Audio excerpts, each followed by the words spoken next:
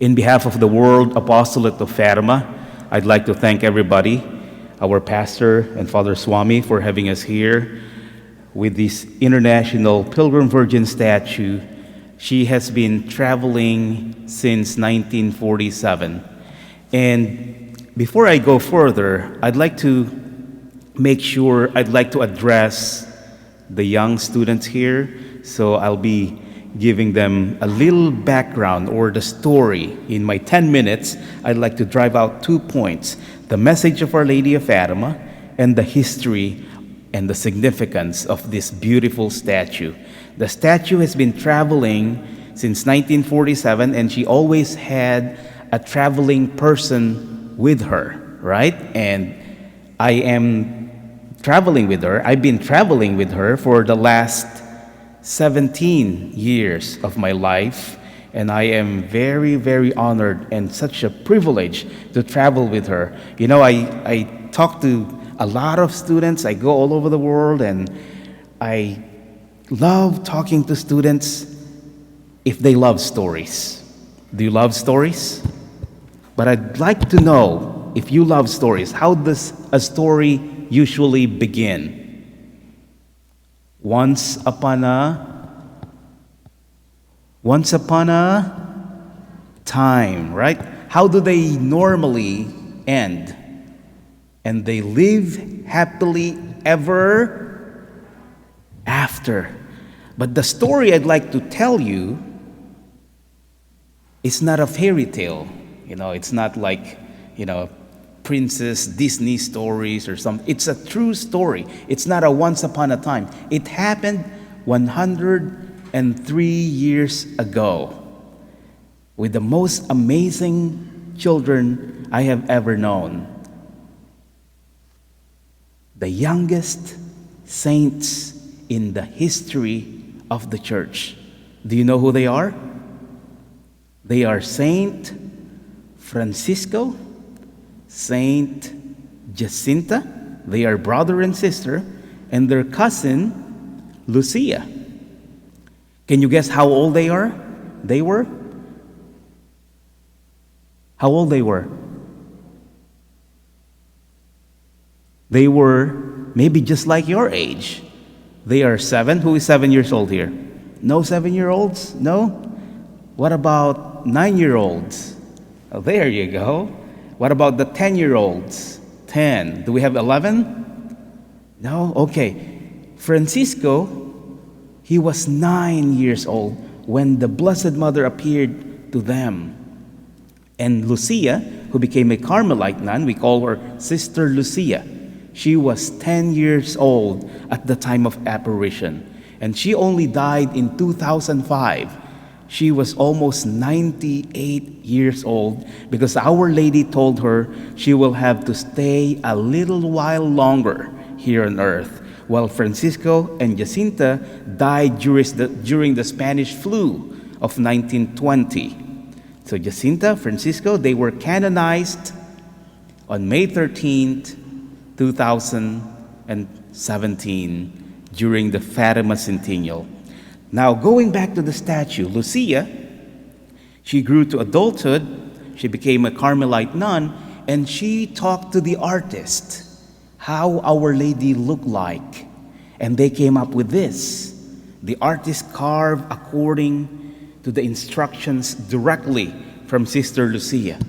And after it was finished, Lucia remarked that of all the statues I have seen of the Blessed Mother, this is the one that I like the best.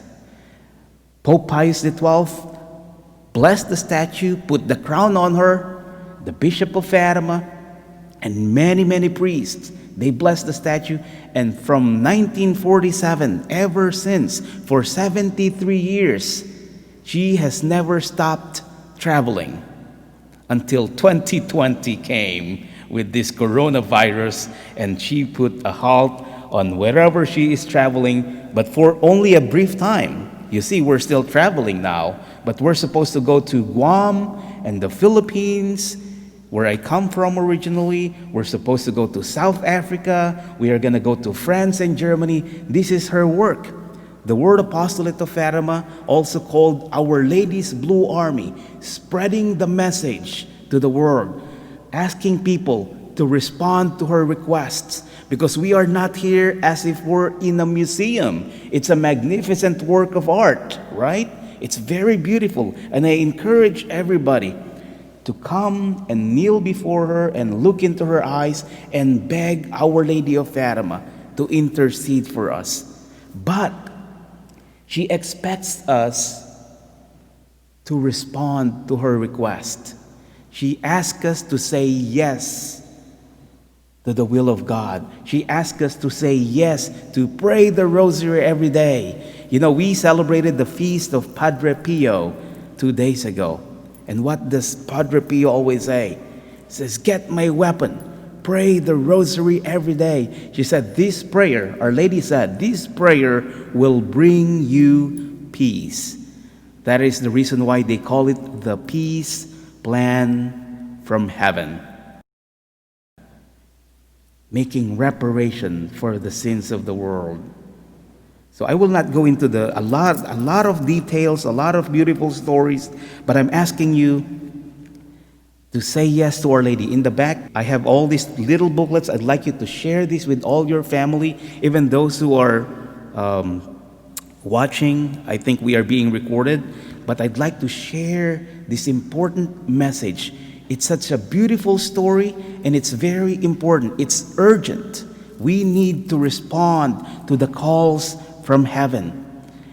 When she appeared, she did not appear to the Holy Father or the bishop or the priest.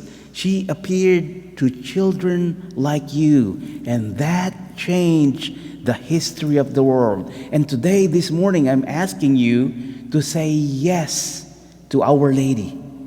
For those of you in the back, maybe even the students, if you could come up close, say yes to Our Lady, bring her your petitions. We have a petition prayer here. You would say, Dear Lady of Fatima, and your petitions. And the names here we send to the site of the apparition. It's a symbol. It signifies we are now part of the story of Fatima. Remember I told you, how does a story usually end? And they live happily ever after, right? But Jacinta, Francisco, the youngest saints, and Sister Lucia, for them, they are living their lives happily ever after in heaven, right? But our goal now, our mission, if we say yes to God, if we say yes to Our Lady, to fight in this world, to fight all the evil, the bad things happening out there, to respond to her request, we can be part of the story of Fatima. The story of Fatima did not end in Fatima, Portugal. The reason why they sent the statue through all the world, all those years, in 1947. Now, I have a couple more minutes here. Let's go down the memory lane, right? You study history now? What was happening in 1917? Anybody? 1917, yes? During the First World War, when Our Lady appeared, and she asked us, peace will end if you do what I tell you. But another and more terrible war will break out. So 1917, she asked us during this war you don't even need to listen to what I'm saying. If you look at the statue, Lucia said, the most beautiful representation of Mary. What is she asking? To pray and pray and pray a great deal for many souls go to hell, for there's no one praying and making sacrifices for their conversion. They sent the statue in 1947. What just happened in 47? Shortly after the Second World War. And today, it is still relevant, more urgent today than it was in 1917. The reason we need to respond to Our Lady's requests for more prayers, more penance for the conversion of poor sinners. And I'm asking you, if we say yes to Our Lady, we pray that we may the most like Mary with the pure heart, her most pure heart. This is such a beautiful title.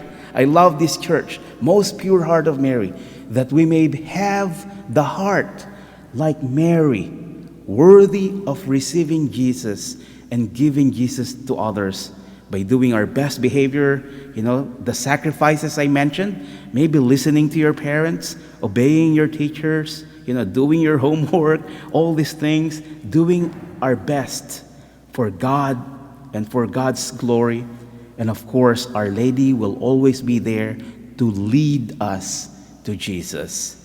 So say yes to God, say yes to Our Lady, respond to her request, and learn more about the beautiful story of Fatima. Get one of those booklets. In the back, we have more literatures about Fatima, that we may learn more about Fatima.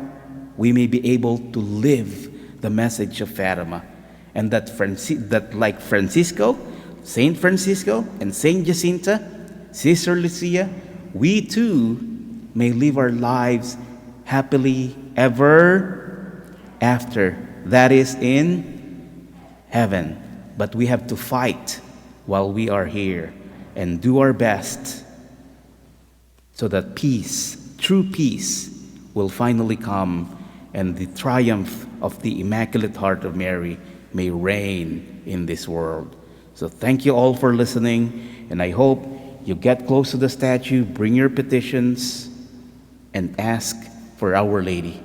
And I also, if I may, ask for your prayers for me and my family and the organization that brings you this beautiful image all over the world.